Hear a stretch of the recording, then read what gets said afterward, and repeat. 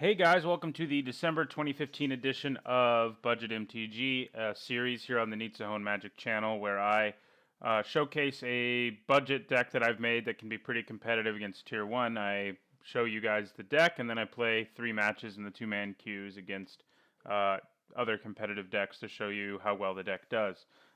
Before I get started talking about the deck, I wanted to say my videos are now being posted on paperchampion.net.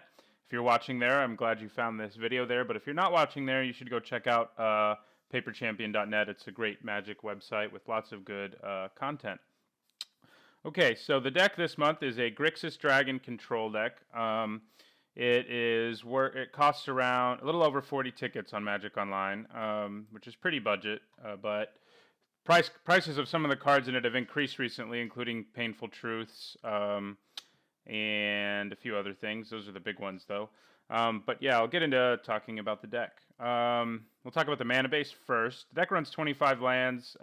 It's because it has kind of a high curve, and we want to make sure we get to enough lands to play our bigger spells that can help us win us the game. I, of course, have 2 Havens of the Spirit Dragon. It's very good in any deck with dragons in it. Not only because it helps you fix for dragons, but also because you can use it to get a dragon back from your graveyard to your hand. So, that's pretty good. The only lands I have that aren't gain lands or evolving wilds, because this is a budget deck, are Shivan Reef, which is pretty cheap right now. So it's about 90 cents. So I have 4 of those. And yeah, so that's the mana base. Next we'll talk about, we'll talk about the win conditions first, because this is called a Dragons deck. We've got Silumgar the Drifting Death, who's particularly good against like token decks. And then when you have more dragons in play, he creates a lot of problems. His deck has a lot of cards in it that care about whether or not you have dragons, by the way. It's kind of the point. Also have Dragon Lord Kolagon, who gives all my creatures haste, which is great. He's also a 6-mana 6/5 with flying and haste. And he also really punishes decks, which are most decks that run multiples of creatures or planeswalkers. And usually by the time I play Kolagon and I've swung with him, they can't really afford to take 10 by playing a spell. So that's pretty fun. He's not amazing because of Delve these days, but he's still a pretty nice threat. We also have Icefall Regent, who works as removal, basically. 5 mana 4/3 that taps down a creature. You get value out of it even if it dies. It's one of the nice things about it, because it at least is going to slow your opponent's clock against you, and it usually, they have to spend a lot of mana to kill Icefall Regent. If they have to pay 6 for an Utter End to take down your Icefall Regent, you're pretty okay with that. We also have Kolagon the Storm's Fury, who is a nice surprise thing from the hand.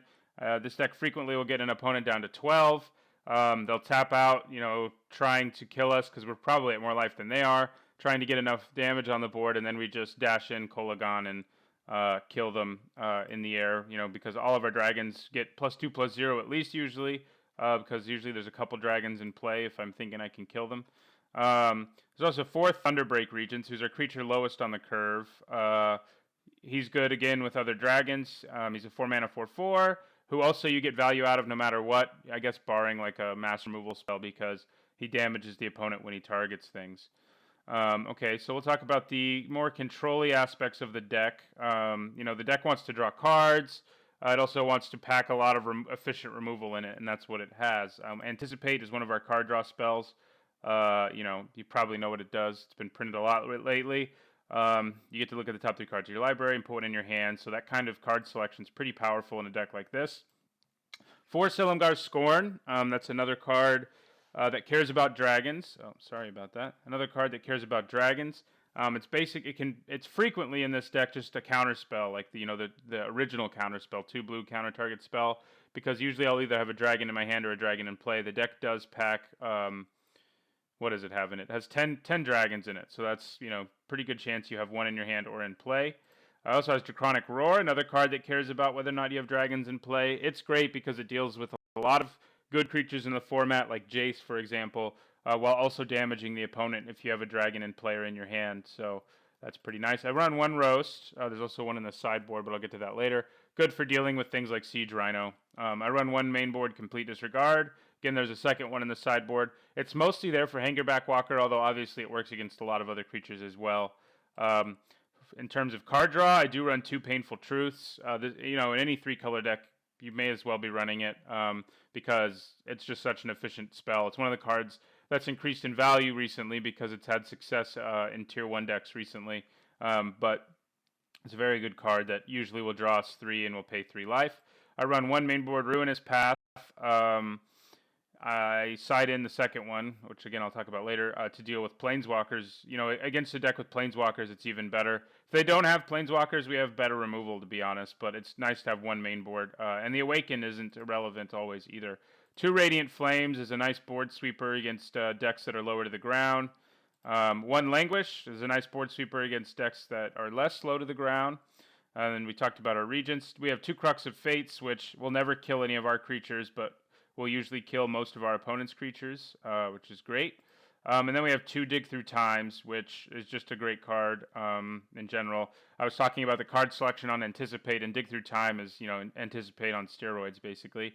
This deck will frequently be able to play it for 2 blue or, you know, whatever, you know, be able to cast it early enough for it to matter. And it lets us find our dragon or our board sweeper, whatever it is we need. It's just a great card.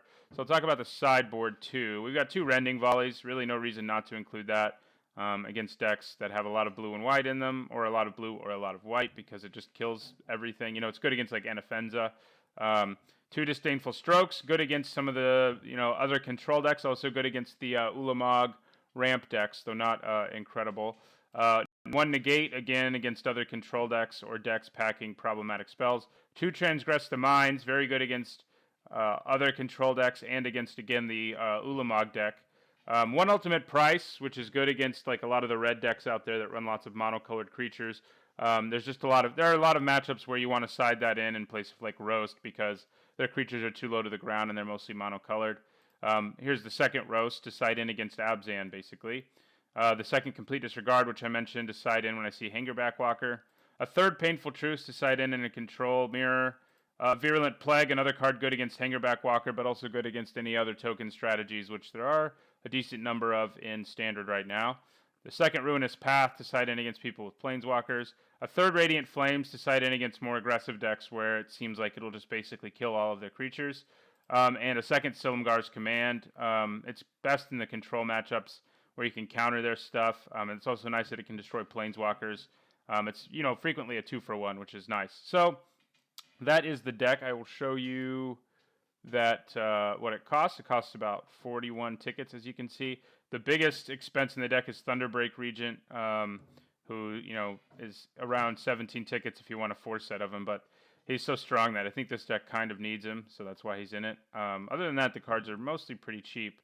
Dig Through Time's not even that bad anymore, so Rending Volleys, actually, 2 Rending Volleys is more expensive, or not more, but more expensive than a lot of things. More expensive than 1 Dragonlord Kolagon, for example. So Roast is also not super cheap as far as uncommons go. But yeah, that's the deck. I'll play a few matches with it in the 2-man queues. Thanks for watching, and don't forget to like, comment, and subscribe.